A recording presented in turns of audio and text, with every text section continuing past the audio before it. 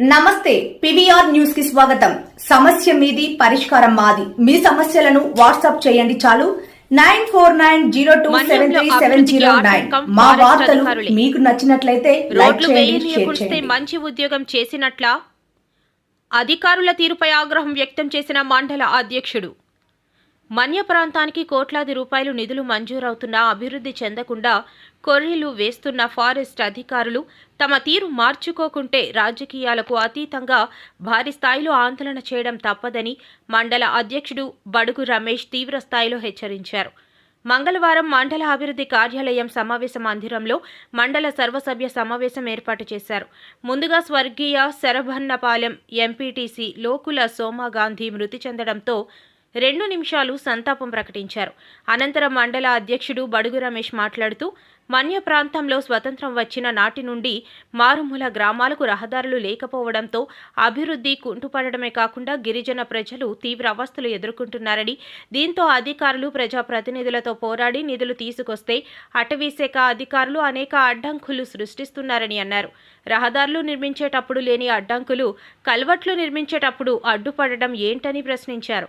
అదే అధికారులకు 1000 రూపాయలు లంచం ఇస్తే ఏ పనైనా చేస్తారని విమర్శించారు. అదేవిధంగా ఎన్ఆర్జీఈఎస్లో ప్రజాప్రతినిధులకు తెలియకుండా ఇష్టానుసారంగా మెట్లను మార్చడం జరుగుతుందని అన్నారు. ఎటువంటి కార్యక్రమాలు జరిగినా ప్రజాప్రతినిధుల సమక్షంలో గ్రామ సభలు నిర్వహించి తగు నిర్ణయాలు తీసుకోవాలని ఆయన సూచించారు. ఎవరో నాయకులు చెప్పారని తీర్మానాలు ఇచ్చారని మీ మెట్లను తొలగించడం సమంజసం కాదని ఏపీఓ అప్పలరాజును హెచ్చరించారు. గత 8 ఏళ్లుగా ఎన్ఆర్జీఈఎస్లో కంప్యూటర్ ఆపరేటర్గా విధులు నిర్వహిస్తున్న గెడ్డం నాని ఉద్యోగం చేయకుండా రాజకీయాలు చేస్తున్నారని, ఆ వ్యక్తిని ట్రాన్స్ఫర్ చేయాలంటూ సమావేశంలో తీర్మానాన్ని ప్రవేశపెట్టారు. అదేవిధంగా మండలంలో 5 ప్రాథమిక ఆరోగ్య కేంద్రాలు ఉన్నప్పటికీ మండల సమావేశానికి ఏ ఒక్క వైద్యాధికారి రాకపోవడం సమంజసం కాదన్నారు. అనంతరం శాఖల వారీగా మండల అధికారులు తమ నివేదికలను వివరించారు. ఈ గ్రామంలో గతంలో జలజల మిషన్ శాంక్షన్ మా ఎమ్మెల్యే గారు కూడా ఇంతకుముందు గతంలో బాగా ఎలక్షన్ వచ్చినప్పుడు ఎస్ఎంఆర్లో కూడా ఏదైతే కంకల్ పనులకు పార్టీ విలేజర్స్ కూడా మేడం గారు అప్పుడు మన జయగర్ చూసుకొని బాబు మీకు 10 లక్షలు శాంక్షన్ అయితే కానీ ఇప్పుడు దాకా చేయొచ్చు డాక్టర్. సో మీరు కొంచెం దాన్ని సర్వ్ తీసుకొని సార్ అందరూ 6 మంత్లు అన్నారు కదా దాంట్లో ఈ ఉండేటట్టు చూడండి ఖచ్చితంగా. ఇప్పటికీ 15 దఫాలుగా సర్వసభ సమావేశం జరిగితే ఏదో 1-2 సార్లు పంచుకున్నట్లు వచ్చారు తప్ప ఎప్పుడు కూడా ఈ సర్వసభ సమావేశానికి వైద్య శాఖ నుంచి పూర్తిగా ఆదరయ్యే దాఖలాలు అయితే లేవు. ఎందుకంటే ఈ వైద్యం అనేది ప్రతి ఒక్కరికి అవసరం. అలాగే చూసుకున్నట్లయితే డౌనర్ హాస్పిటల్లో ఉన్నట్లయితే ఒక చిన్న విషయం చెప్తాను. మేము ఒకసారి డౌనర్ హాస్పిటల్లో మా ఫ్రెండ్ ఒక హాస్పిటల్ చూపించుకోవడానికి వెళ్తే నేను కూడా తోడెళ్తే అక్కడ ఉన్నటువంటి ఏదైతే ప్రధానంగా మన యొక్క సీజనల్ వ్యాధులు చేరుకున్నటువంటి మలేరియా, ఏ జబ్బులకు మందు లేకపోయినా సరే హాస్పిటల్లో దొరికే మందు ఏంటి, మలేరియా జబ్బు మాత్రం తప్పనిసరిగా దొరుకుతుంది. కానీ డౌనర్ హాస్పిటల్లో మలేరియాకి కూడా టాబ్లెట్ లేకపోవడం అనేది చాలా దురదృష్టకరం. నేను ప్రత్యక్షం చూపించుకున్నటువంటి మలేరియా పేషెంట్ ఎవరైతే ఉన్నారో నా దగ్గరికి వచ్చి ప్రైవేట్ హాస్పిటల్కి మందులు రాస్తున్నారు ఇక్కడి నుంచి. ఎందుకంటే అక్కడ దొరికే మలేరియా ట్యాబ్లెట్ క్లోరికిన్ అనేది ఉంటుంది, అది రూపాయి మాత్రమే. ఆ రూపాయి ట్యాబ్లెట్ కూడా ప్రభుత్వ హాస్పిటల్లో చేసేటప్పుడు పేపర్లో రాకూడదు ఏంటండి. రోడ్డు స్టార్ట్ చేసేటప్పుడు కష్టపడి మీరు తెచ్చుకున్నప్పుడు గవర్నమెంట్ ఇచ్చినప్పుడు వెళ్ళి ప్రజలతోనూ ప్రజాప్రతినిధులతోనూ కొబ్బరికాయ కొట్టించి పిలిచి మంచి కార్యక్రమం చేసేది బయటికి చెప్పాలా అవసరం లేదా?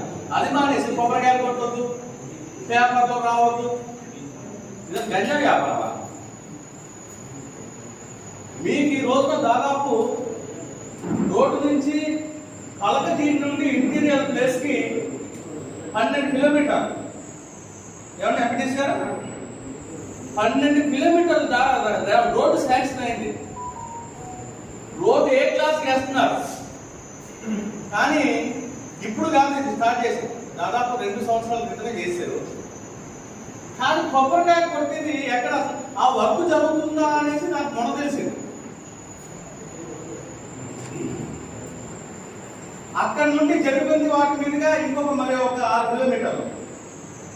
ఎంతో ప్రయత్నం చేశాం, రోడ్లు వచ్చేవి. అధికారులు తీరు మార్చుకోవాలి. ఎవరైతే ఆ రకమైనటువంటి ఇది చేస్తున్నారో పేపర్లో వస్తే ఏమైంది ఒకసారి చూడండి.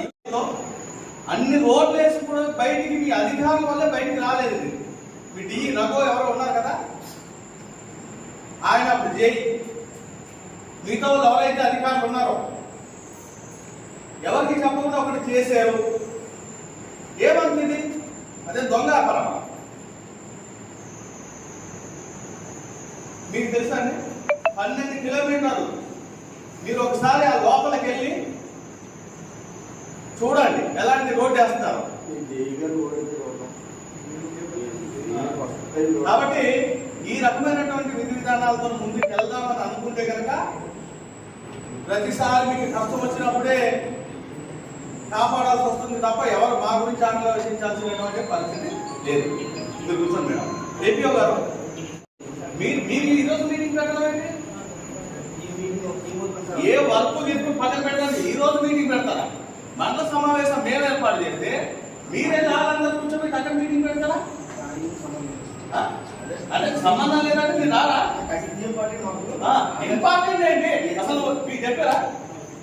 మీకేం చెప్పారా? మరి ఎవరు చెప్పండి? మీరు కింద మీటింగ్ పెట్టుకోవడానికి న్యాయం చేయగలుగుతున్నాను. మీరు ఎవరైనా మళ్ళీ తీయాలంటారు. మీరు మీటింగ్ సర్వసభ్య సమావేశం ఇప్పటికే రావట్లేదు అధికారులు అంటున్నాం మేము. మీరు వచ్చిన వాళ్ళు మీరు కూర్చొని మీరు ఒక మీటింగ్ పెట్టుకొని ఇక్కడ ఒక సర్వసభ్య సమావేశం గురించి మీకు ఐడియా ముందు గతంలో చేశారా? వెళ్ళారా మీటింగ్ కదా? వెళ్ళలేదా? ఏంటి ఈరోజు సమావేశానికి ఏంటి అసలు? దేనికి మీ గురించి ఎవరు చెప్తారు సమాధానం? మీ ఊళ్ళో ఎవరైనా వచ్చారు? ఆ ఉన్న వాళ్ళు కూడా అక్కడ ఆఫ్ చేసుకున్నారు. మరి మీకు ఏంటి ఇవ్వాలని చెప్పారు. ఇప్పుడు మీరు వచ్చి సమాధానం ఎవరు చెప్తారు? ఇక్కడ మీకు ఏం సమస్యలు లేవా? లేకపోతే మీ గురించి ఏమి లేవని అనుకుంటున్నారా? మీ గురించి ఎన్ఆర్టీఎస్ లో మనకేం సమస్యలు లేవా? సమాధానం పిలవండి. అయితే పీడీ గారికి చేస్తాను నేను. వచ్చిన దానికి కరెక్ట్ గా ఒక సమాధానం చెప్పలేరు. మీకున్నటువంటి విద్యార్థులతో నీకు సరిగ్గా పని చేయించలేరు. మీకున్నటువంటి ఇక్కడ మా తలమాత ఇన్ని సమస్యలు ఎందుకు పెట్టి మీరు ఊరికి అక్కడ పెట్టుకుని మీటింగ్లు పెట్టండి. అదే బాధ కానీ పోనీ మీ వైపు సమస్యలు లేవు అని అనుకుంటే మీరు రావద్దు. చాలా మంది ఎగేసేసారు, మీరు కూడా ఉంది. మీరు పక్క నుండి ఫోన్ చేస్తేనే రావటం ఏంటి నాకు విచిత్రంగా. నేనేం చేస్తున్నాం కాదు ఏం వస్తుంది సరే నేను వచ్చాను మీరు ఆలోచిస్తున్నారు. అంగా ఉంటే అందరం కలిసి చేసేటువంటి విధానం ఉంది. మీరు ఒకదానికోటి రెచ్చగొట్టేటువంటి పనులు మరొకటి మీకు చెప్పాను. ఏవైతే మేట్లు చేస్తున్నారో ఇప్పుడు దాకున్నటువంటి విధానాన్ని పక్కన పెట్టి కొత్తగా మేట్లన్నీ మరొకటి ఆత్మకు దగ్గర నుంచి ఈ చివరి నుంచి ఆ చివరి దాకా ఊరికి మార్చుకొని పోయేది కదా. ఎవరినైనా సరే కొత్తగా వేసారా?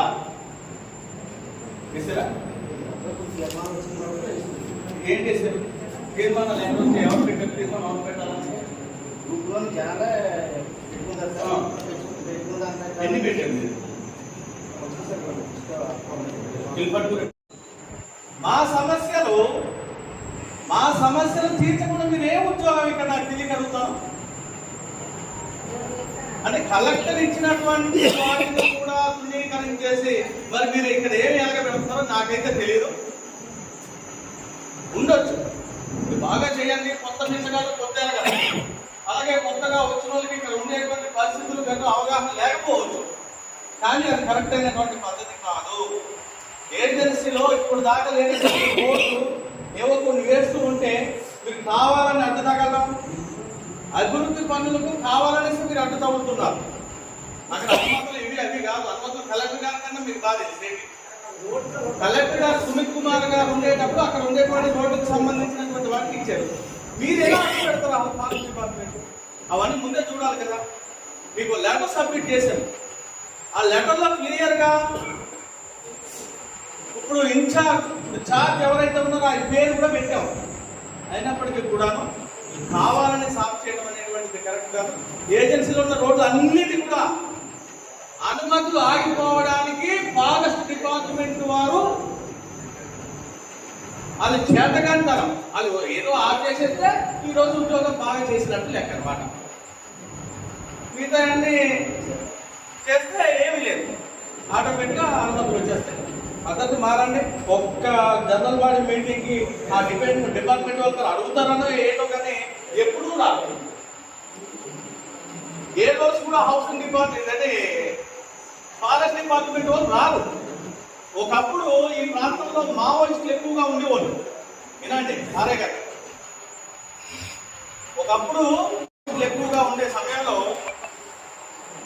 అందరూ కూడా ఫారెస్ట్ డిపార్ట్మెంట్ గురించి ఊర్లో తగలబెడుతున్నారని లేకపోతే మరొక రకంగా ఇబ్బంది పెడుతున్నారని నా చిన్నప్పుడు అంటే అరే పోలీసులు దగ్గర అంటే కనీసం AK-47 తుపాకులు ఉన్నాయి, లేకపోతే SLR తుపాకులు ఉన్నాయి, అసలు వాళ్ళ గురించి ఎవరు మాట్లాడట్లేదు. ఏంటి ఫారెస్ట్ డిపార్ట్మెంట్ వాళ్ళు ఇంత ఇదని అనుకున్నాను అప్పట్లో. దాదాపు ఒక 20-10 సంవత్సరాల తర్వాత నాకు వయసు పెరిగి ఇప్పుడు వీళ్ళకన్నా చాలా ప్రమాదకరమైనది నేను బాగా గమనించాను. ఇది నా ఒక్కడి మాట కాదు, ఏమంటారు మీరు? అవునా కదా? ఏమంటే చంద్ర గారు, మీరే రోడ్లు ఆగిపోయింది, మీ ఆ ఫారెస్ట్ డిపార్ట్మెంట్ వల్ల మీ సగం, ఆ పూర్ణ మాధవ్ మీ సగం, మీ అందరికీ కూడా రోడ్లు ఆగిపోవడానికి గల మూల కారణం ఆ ఫారెస్ట్ డిపార్ట్మెంట్ వాళ్ళు. కాబట్టి ఏదో ఒక రోజు ఈ ఏజెన్సీ స్తంభించేలాగా అసలు మన మండలం నుంచే ఒక పెద్ద ఎత్తున కార్యక్రమం ఫారెస్ట్ డిపార్ట్మెంట్ కి వ్యతిరేకంగా చేయాలని ఈ సభాముఖంగా నేను ఒక తీర్మానంలో చేస్తాను. ఎందుకంటే ఒక్క రాజకీయ పార్టీలో కాదు, అసలు అందరూ రాజకీయ పార్టీలో అందరినీ కలుపుకొని ఈ ఫారెస్ట్ డిపార్ట్మెంట్ వల్ల పనికి మారినటువంటి ఫారెస్ట్ డిపార్ట్మెంట్ వల్లే మాకు ఈ సమస్యలు, మాకు రోడ్డు కూడా రాకపోవడానికి కారణం కూడా ఈ ఫారెస్ట్ డిపార్ట్మెంట్. ఖచ్చితంగా నెక్స్ట్ మీరు ఇమీడియట్ గా ఆ ఫారెస్ట్ డిపార్ట్మెంట్ ఎవరెవరైతే ఉన్నారో ఆ అధికారులు కూడా ఈ మధ్యకాలంలో మీటింగ్ పెట్టండి. ఏం అంత రాదు అసలు. చాలాసార్లు కొట్లాడారు. ముందుగా అభినందనలు తెలియజేయాల్సిన అధికారులకు రామకృష్ణ గారికి ప్రత్యేకమైనటువంటి ధన్యవాదాలు. ఎందుకనేసి అంటే ఎప్పటి నుంచో నేను పంచాయతీ బిల్డింగ్ లేదనేసి కమ్యూనిటీ హాల్